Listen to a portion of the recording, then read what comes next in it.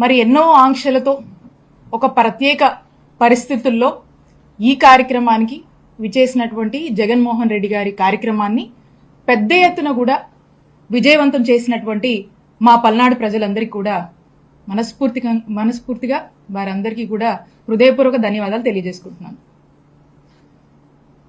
ఇటీవల కాలంలో మీరు చూస్తూ ఉన్నారు, మరి అన్ఫార్చునేట్లీ మేము అధికారానికి దూరం అయిన తర్వాత ఈ సంవత్సర కాలంగా అనేక కార్యక్రమాల్లో భాగంగా జగన్మోహన్ రెడ్డి గారు రాష్ట్రంలో అనేక డిస్ట్రిక్ట్స్కి రకరకాల కార్యక్రమాలలో భాగంగా టూర్ చేయడం జరుగుతూ ఉంది. మొన్న పల్నాడులో సత్తెనపల్లి నియోజకవర్గానికి సంబంధించి జగన్మోహన్ రెడ్డి గారు యొక్క రాక ఒక ప్రత్యేక పరిస్థితుల్లో ఒక ప్రత్యేకమైనటువంటి టూర్గా మనం చూడాల్సినటువంటి అవసరం ఉంది. ఎందుకంటే రిజల్ట్స్ వచ్చిన ఎంబటే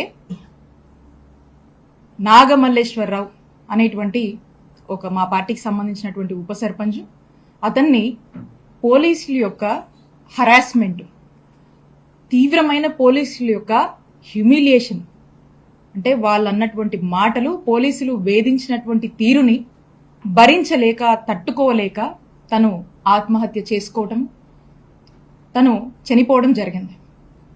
మరి ఆ పోలీసుల యొక్క ప్రవర్తన వల్ల కూటమి ప్రభుత్వం అధికారంలోకి వస్తూనే తనని ఇబ్బంది పెట్టి తన మరణానికి కారణమైనటువంటి ఈ కూటమి ప్రభుత్వం మరి ఆ కుటుంబాన్ని పరామర్శించడానికి జగన్మోహన్ రెడ్డి గారు వస్తే పోలీసులు, నాకు తెలిసి జిల్లాలో ఉన్నటువంటి పోలీసులు బలగాలన్నీ కూడా, యంత్రాంగాలన్నీ కూడా వచ్చి మొన్న ఈ కార్యక్రమానికి సంబంధించి ఎక్కడికక్కడ కూడా పూర్తి స్థాయిలో అన్ని మెజర్స్ తీసుకొని వాళ్ళు పకడ్బందీగా ఈ ప్రోగ్రామ్ ని విఐపి ఎవరైతే ప్రొటెక్టివ్ ఉన్నారో జగన్మోహన్ రెడ్డి గారికి సంబంధించినటువంటి ప్రొటెక్షన్ గురించి కాకుండా ఈ కార్యక్రమానికి విచ్చేస్తున్నటువంటి ప్రజల్ని అడ్డుకునేందుకు శత విధాలుగా ప్రయత్నం చేసి ఎక్కడికక్కడ అడ్డుకునేందుకు ఒక స్పెషల్ గైడ్ లైన్స్ ఇచ్చి ఈ పోలీసు బలగాలన్నీ కూడా వేల మంది సంఖ్యలో పోలీసుల్ని డిప్లాయ్ చేసి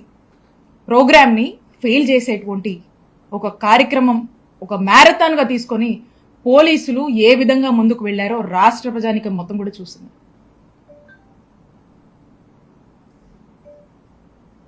ఒక 100 మందితోనే ఈ ప్రోగ్రాం చెయ్యాలని, ఎక్కడి నుంచి జనం వస్తున్నా కూడా వాళ్ళందరినీ ఆపేందుకు ఎంతగా దిగజారి ప్రయత్నాలు పోలీసు వారు చేశారంటే, ఉన్నటువంటి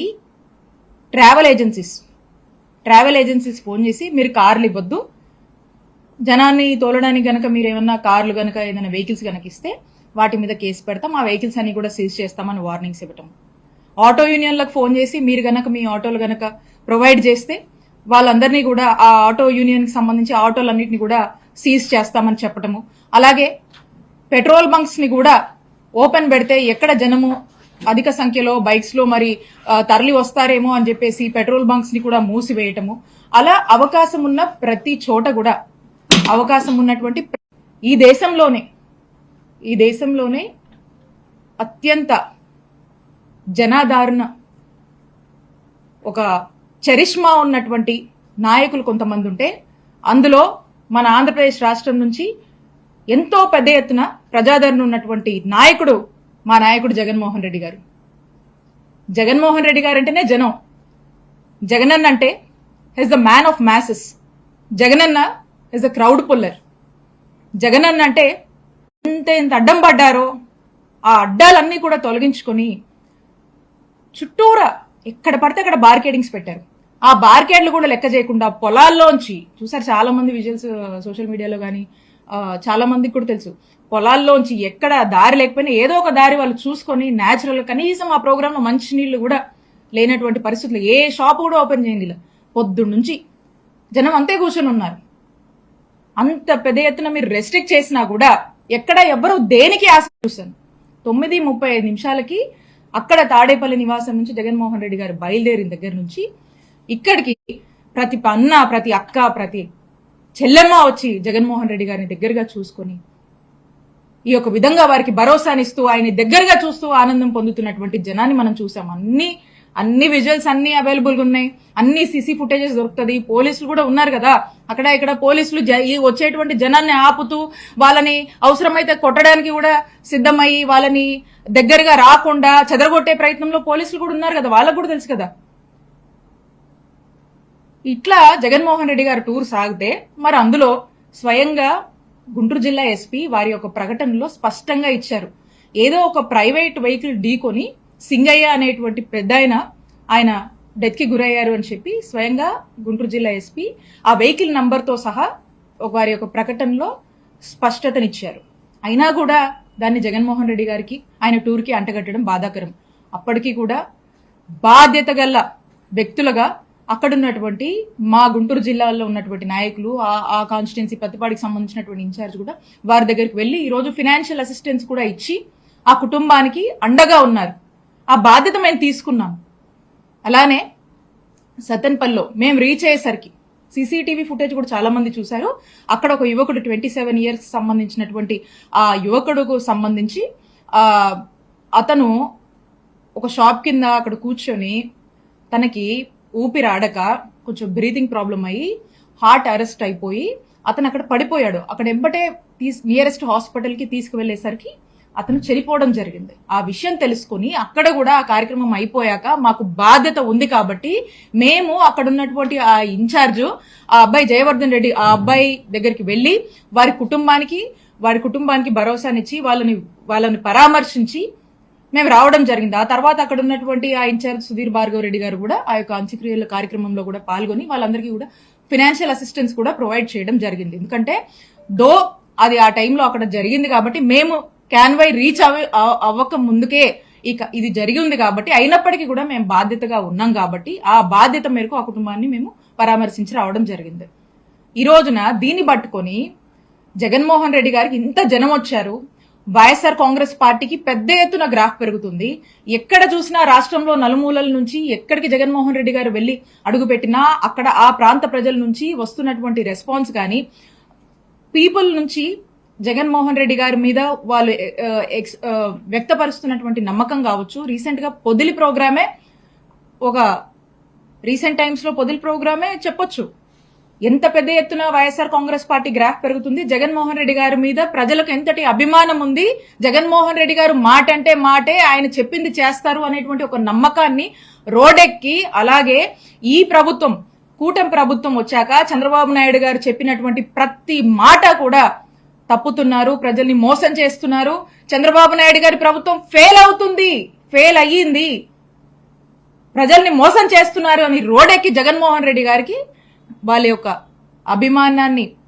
అభిమానాన్ని జగన్మోహన్ రెడ్డి గారి పట్ల తెలుపుతూ జగనన్న అంటేనే నమ్మకం, జగనన్న మాట అంటేనే నమ్మకం, ఆయన చెప్పినటువంటి ప్రతి ఒక్కటి కూడా నెరవేర్చారు. ఈ ప్రభుత్వం మోసం చేస్తుంది, చంద్రబాబు నాయుడు గారి ప్రభుత్వం మోసం చేస్తుంది అని రోడెక్కి చెప్తున్నారు అనేటిది మనకు స్పష్టం అవుతా ఉంది. అలాగే గతంలో మనం చూసుకున్నాం, ఇన్ని మాట్లాడుతున్నారు కదా టీడీపీ వాళ్ళు. చంద్రబాబు నాయుడు గారు గతంలో మరి పుష్కరాల టైంలో మనం చూసాము. అక్కడికి వెళ్ళినప్పుడు గోదావరి పుష్కరాల్లో వెళ్ళినప్పుడు అక్కడికి దాదాపు ఎంతమంది అండి 29 మంది చనిపోయారు. పుష్కరాల్లో భాగంగా తనకున్నటువంటి ప్రచార యావలో భాగంగా 29 మందిని బలికొన్నారు ఆ కార్యక్రమంలో. అలాగే రా కదలరా అని చెప్పేసి ఇరుకు సందుల్లో ప్రోగ్రాం పెడితే జనం ఎక్కువ కనిపిస్తారు. వాళ్ళ యొక్క డ్రోన్ కెమెరా షాట్స్ కి కావచ్చు, వాళ్ళ ఆర్భాటాన్ని చూపించుకోవడానికి ఇరుకు సందులో ప్రోగ్రాం పెట్టి చంద్రబాబు నాయుడు గారు అప్పుడు ఎంతమందిని బలిగొన్నారండి? ఆ టైంలో కందుకూరులో 8 మంది చనిపోయారు. అంతెందుకు మన గుంటూరులో ఉయ్యూరు ఫౌండేషన్ లో చీరలు పంచుతామని అమాయకపు మహిళలకు ఆశ చూపి ఆ కార్యక్రమంలో మరి వాళ్ళు పాల్గొంటే తొక్కిసలాట్ అయిపోయి 3 చనిపోయారు. కనీసం పట్టించుకోలేదు. మేమందరం వెళ్ళాం ఆ రోజు. 3 మహిళలు చనిపోయారు ఆ రోజున. తిరుపతిలో మనం చూసాము, ఆ క్యూ లైన్ లో మరి 6 చనిపోయారు. దాదాపు 53 మందికి పైగా చంద్రబాబు నాయుడు గారి కార్యక్రమాల వల్ల ఆయన యొక్క ప్రచార యావకు బలైపోయినటువంటి వారు. నేను అడుగుతా ఉన్నాను చంద్రబాబు నాయుడు గారిని, మరి ఈ హత్యలన్నీ ఏంటి? చంద్రబాబు నాయుడు గారు వీటికి సమాధానం చెప్పాలి. ఖచ్చితంగా వీటికి సమాధానం చెప్పాలి.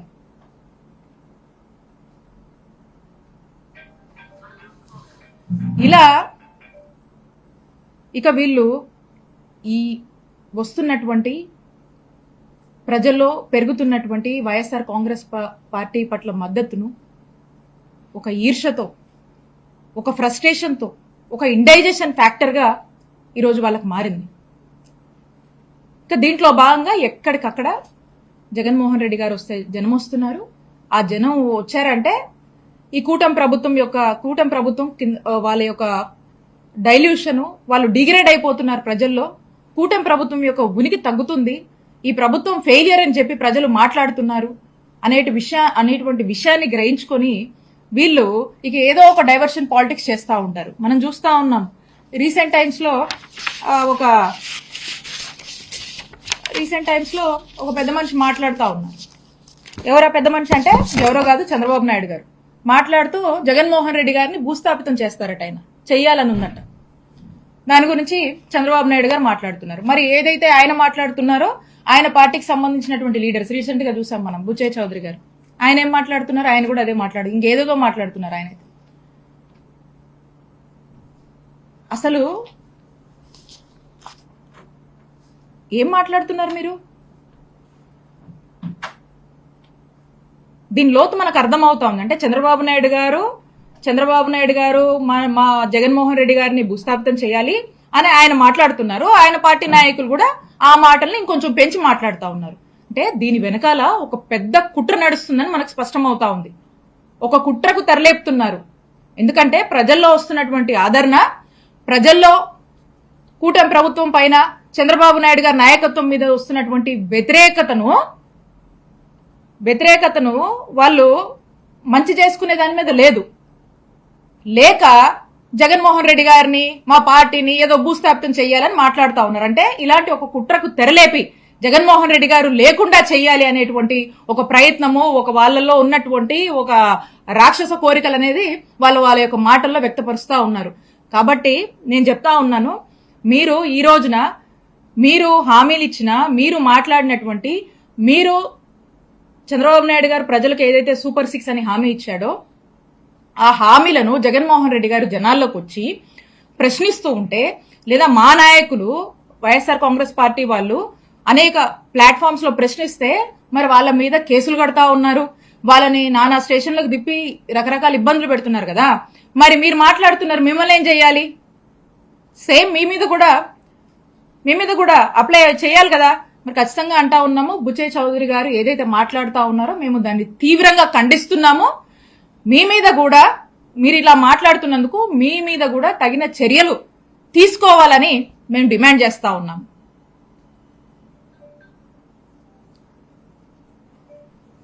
ఇందాక నేను మాట్లాడినట్టు పల్నాడు జిల్లాలో పెద్ద ఎత్తున ఈ కార్యక్రమం సక్సెస్ అయితే పార్టిసిపేట్ చేసిన అందరి మీద కూడా ఇక్కడ ఉన్నటువంటి పోలీసులు కేసులు కట్టారు.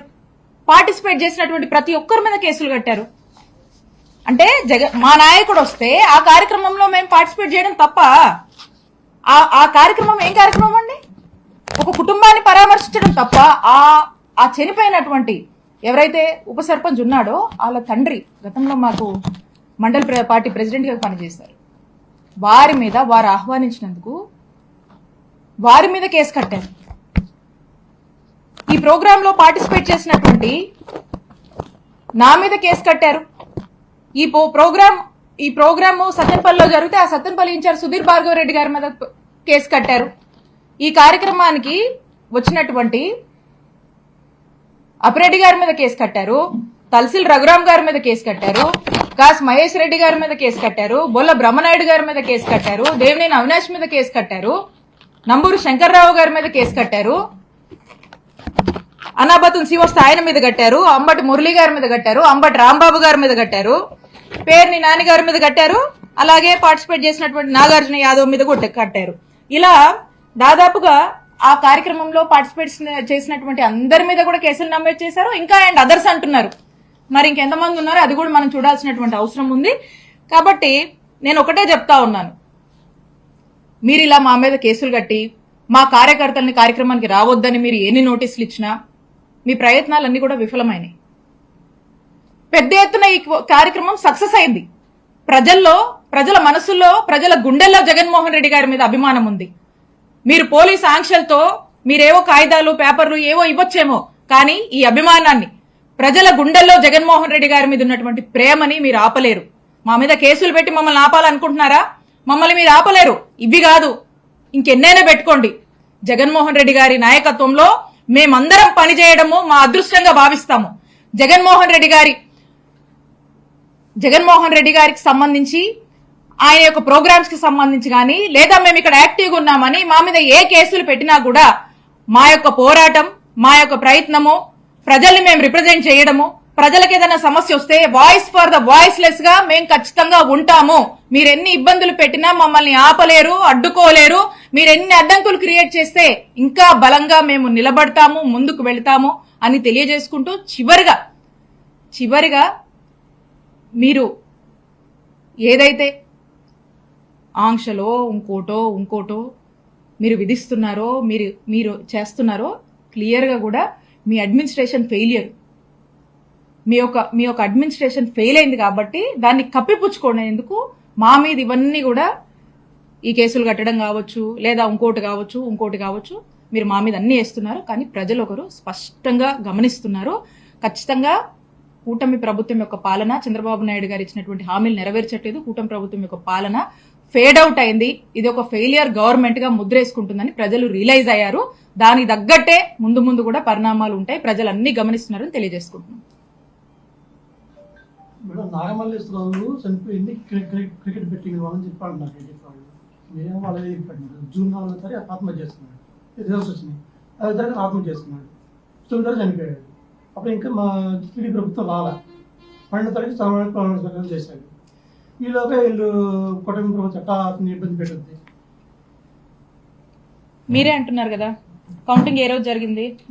4వ తారీఖు జరిగింది కదా. కౌంటింగ్ జరుగుతూ అలా కౌంటింగ్ ప్రారంభమైన కొన్ని గంటల తర్వాతనే ఏదైతే కూటమి ప్రభుత్వం అధికారంలోకి రాబోతుందనేటువంటి ఒక సెన్స్ ఉందో, అప్పటికే ఆ కౌంటింగ్ జరుగుతుంది, నువ్వు ఊళ్ళో ఉండొద్దు, చెయ్యొద్దు, అది ఇదని చెప్పేసి పిలిపించి పోలీసులు చాలా హెరాస్మెంట్ కి గురి చేసి తన్ని గుంటూరు వెళ్ళిపోండి, ఇక్కడికి వెళ్ళిపోండి, అక్కడ వెళ్ళిపోండి అని చెప్పి హెరాస్ చేయటము. ప్రభుత్వం ఆ రోజే రిజల్ట్స్ మనకు అర్థమవుతా ఉంది, ప్రభుత్వం మారుతుంది, ఈ కూటమి ప్రభుత్వం అధికారంలోకి రాబోతుంది. ఇక వాళ్ళు అనేక ఒత్తిళ్లు చేసి హెరాస్మెంట్ చేసి తన్ని ఉండొద్దు అని వేధించినటువంటి తీరుకి, మనస్తాపానికి గురై తను ఆత్మహత్య చేసుకున్నాడు తప్పితే ఏదో ఎక్కడో క్రికెట్ బెట్టింగ్లని మీరు అన్నంత మాత్రాన అయిపోదు. మనిషి ప్రాణం తిరిగి రాదు కదండి. మీరు ఎన్ని నిందలేసినా, మీరు అది ఎంత డిజోన్ చేసుకునేటువంటి కార్యక్రమం చేసినా ఖచ్చితంగా పోలీసుల హెరాస్మెంట్ వల్ల జరిగినటువంటి హత్య కాబట్టి ఇది కూటమి ప్రభుత్వం వచ్చాక ఆ ప్రభుత్వం ఒత్తిళ్లు, ఆ పోలీసుల యొక్క ఒత్తిడి ద్వారా జరిగినటువంటి ఆత్మహత్యగానే చూడాల్సినటువంటి అవసరం ఉంది. అది వీళ్ళ ప్రెజర్ వల్ల జరిగినటువంటి హత్య అని కూడా మేము చెప్తా ఉన్నాం. టీడీపీ వాళ్ళు ఏమన్నారంటే, అప్పుడు ఉన్న ఎస్ఐ కూడా వాళ్ళు పెట్టిన వాళ్ళే కదా, అప్పుడు సనాడు పెట్టలేదు కదా ఎస్ఐ. మీరు చెప్పండి, జూన్ 4 రిజల్ట్స్ వచ్చింది, ట్రెండ్ అర్థమైపోయింది, గవర్నమెంట్ మారుతుంది, ఏమంటారు ఆ రోజు మీరు? కాదండి పరిస్థితులు మీరు చెప్పండి, ఆ రోజున్న పరిస్థితి మీరు చెప్పండి. ప్రభుత్వం గవర్నమెంట్ రిజల్ట్స్ వచ్చిన తర్వాత ప్రభుత్వం మారిందా, మారుతుందా, మారట్లేదా, ఏమని దాన్ని? మీరు స్పష్టత లేదంటారా?